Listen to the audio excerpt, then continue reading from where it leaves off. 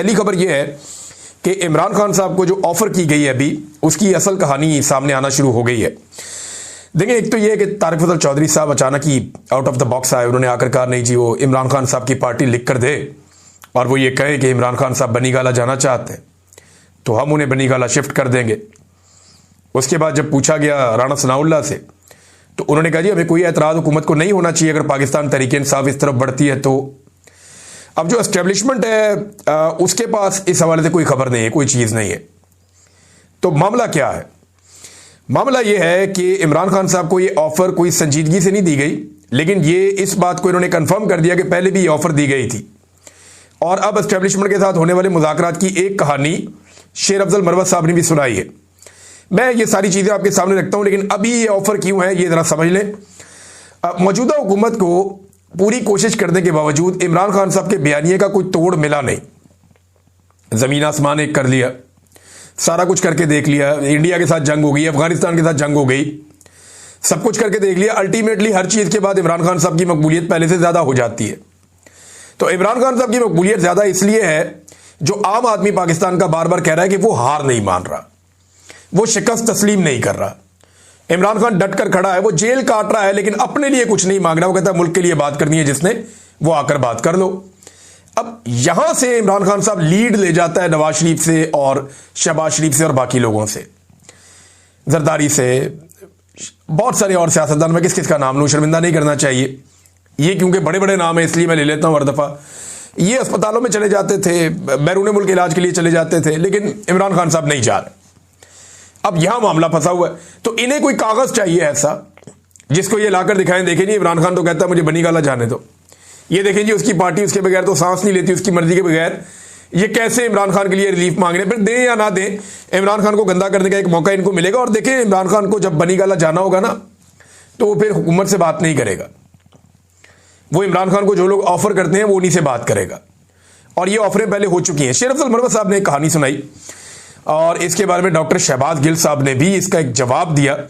पहले आप ये सुन लें कि शेर अफजल मरवत साहब की जो कहानी जो उन्होंने एक टीवी चैनल पे आसमा शिराजी साहबा को सुनाई वो क्या है। वो कहते हैं जी 3 नवंबर को मुज़ाकरात का सिलसिला शुरू हुआ था।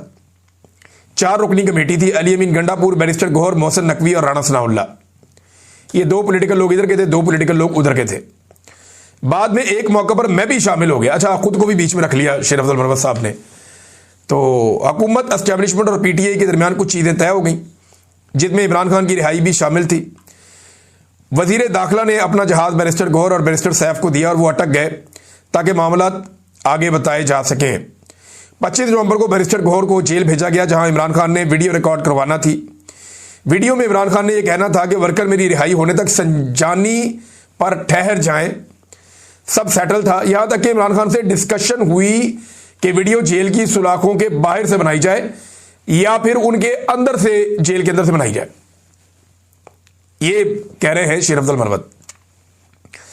बैरिस्टर गौहर से वीडियो बनाने के लिए मोबाइल मांगा गया तो उन्होंने कहा कि मोबाइल जेल में नहीं लाया, इजाजत नहीं है। जेल के एक अहलकार ने कहा कि ये मेरा मोबाइल है, इस पर वीडियो बना ले। इमरान खान ने कहा कि मुझे इन पर शक है, कहीं ये मेरी वीडियो टेम्पर ना कर दें। फैसला हुआ कि बैरिस्टर गौहर सुबह मोबाइल लाएंगे और पैगाम रिकॉर्ड होगा। और फिर इसी रात को रेंजर्स वाला वाकया हो गया। रियासत के इस वक्त तक कोई अज़ाइम नहीं थे जब तक कि रेंजर्स वाला वाकया नहीं हुआ। रियासत किसी किस्म का तसादुम नहीं चाहती थी, इसलिए हर किस्म की कंप्रोमाइज पर आ चुकी थी। मगर वाकये के बाद सब खत्म हो गया। ये डील थी, इसके तहत सुबह इमरान खान की रिहाई होनी थी। अच्छा जी, ये कह रहे हैं शेर अफजल मरवत साहब। इसमें लॉजिकली 1-2 चीज़ें मिसिंग है। एक तो रेंजर्स वाला वाकया सारी दुनिया जानती है और पाकिस्तान की एस्टेब्लिशमेंट उसी वक्त से ये जानती थी कि वो वाकया पाकिस्तान तहरीक इंसाफ ने नहीं किया। वो रेंजर्स के जवान एक जगह से निकले और वो जिस तरह वो हादसा हुआ वो बंदा भी पकड़ा गया और उसका पाकिस्तान तहरीक इंसाफ से कोई ताल्लुक भी नहीं था। एक तो ये लॉजिकल नहीं लगता मरवत साहब की बात, और दूसरा मरवत साहब उसके अंदर शामिल हो गए मुज़ाकरात में, वो कैसे? अब गिल साहब का जवाब दें। गिल साहब क्योंकि इन सारी चीज़ों का हिस्सा थे, शहबाज गिल साहब, और वो पाकिस्तान तहरीक इंसाफ के एक इंपॉर्टेंट आदमी है। इमरान खान साहब के साथ रहे वो इतने साल तक, और इमरान खान साहब ने उन पर इतना एतबार किया कि बहुत सारे लोगों पे नहीं किया जब वो इक़्तिदार में थे। तो शहबाज गिल साहब जो है वो जितना जानते हैं चीज़ों को कम लोग जानते हैं, और इनसाइड भी वो बहुत ज्यादा जानते हैं, और आजकल उनकी जरूरत भी है क्योंकि वो एक वीलॉग करते हैं और उस वीलॉग के जरिए से वो अपनी आवाज उठाते हैं या अपनी पार्टी की आवाज उठाते हैं, तो उनको ज्यादा इंफॉर्मेशन भी चाहिए होती है। अब वो ये कह रहे हैं कि झूठ बोल रहा है टाउट, ये सब चौधरी और कंपनी का धोखा था और ये इसमें एक टाउट का काम सरंजाम दे रहा था। खान ने आगे से लित्तर उतार लिया था, जिसके बाद ये जेल के दरवाजे से वापस भाग गया था, अंदर जाने की जरूरत नहीं हुई थी। जिस एक नशिस्त की बात कर रहा है ये तो अंदर नहीं गया था। अच्छा, उस एक जो बातचीत हुई थी उसमें तो ये गया ही नहीं था। ये अब बता रहे हैं कि ये शेर अफजल मरवत का कोई ताल्लुक नहीं, और वो कहते हैं झूठ बोल रहा है, इमरान खान ने ऐसा कोई मुआहदा तस्लीम नहीं किया था। अब नाज़रीन, मैं आपको एक और चीज दिखाता हूं। इमरान खान साहब जेल में कौन सी, क्योंकि इमरान खान साहब की बात हो रही है तो ये देखें जेल में वो किताबें कौन सी पढ़ रहे हैं। ये जो किताबें इमरान खान साहब जेल में पढ़ रहे हैं, इनके नाम आप देख लें, ये सारी तस्वीरें आपके सामने हैं। इमरान खान साहब ये जो एक पाकिस्तान के हवाले से Allama Iqbal and Pakistan movement of truth, ये किताब है। Explaining Islam's mysterious imperial agenda, ये भी एक किताब है। लिहाजा इनकी किताबें भी इमरान खान साहब पढ़ रहे हैं, तो ये किताबें पढ़ने के हवाले से और ये मकबूल जान साहब कह रहे हैं कि अगर इमरान खान साहब ने सिर्फ इन किताबों का ही मुताला कर लिया तो वो अब इस्लामी इनकलाब का सबसे बड़ा अलमबरदार होगा। देखिए, इमरान खान साहब कोई एक तरह की किताबें तो पढ़ नहीं रहे, वो अब तक इतनी किताबें पढ़ चुके हैं जितनी किताबों के किसी को नाम भी शायद याद ना हो। जेल के अंदर उन्हें जितना मौका मिलता है वो उतनी किताबें पढ़ते हैं। बाद औक़ात उनकी किताबें खत्म हो जाती हैं तो वो किताबें दोबारा पढ़ना शुरू हो जाते हैं। उनके पढ़ने की रफ्तार भी तेज है इमरान खान साहब की, लिहाजा वो हर तरह की किताबें पढ़ के अपने इस टाइम को ज़ाया करने की बजाय बहुत सारा नॉलेज गेन कर रहे हैं, जो हमेशा काम आता है।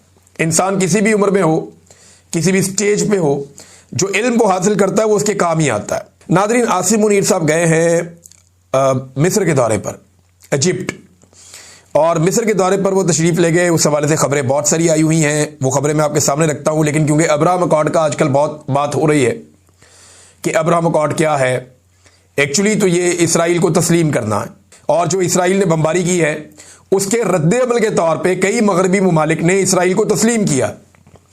और वो वजह उन्होंने बताई, उनके अपने मुल्कों के अंदर लाखों लोग बाहर निकले, उन्होंने एहतजाज किया। पाकिस्तान की तरह नहीं है कि जो निकला इसराइल के खिलाफ या बमबारी के खिलाफ या फ़लस्तीनियों की रियासत के हक में तो उसके ऊपर गोलियां चला दी गई, ऐसा नहीं हुआ। वहां पे उन्होंने बर्दाश्त किया, बल्कि अवाम की राय को समझा और उसके बाद उन्होंने तस्लीम किया। तो ताहिर अशरफी साहब ये अपने खाते में डाल रहे थे, लेकिन उन्होंने एक बात की है कि तुर्की की मिसाल देते हुए कि तुर्की इसराइल के साथ तजारत करता है, और उन्होंने कहा जी ये कोई मजायका नहीं है, आप बातचीत कर सकते हैं, आप ताल्लुकात रख सकते हैं, यानी इस किस्म की बातें उन्होंने की हैं।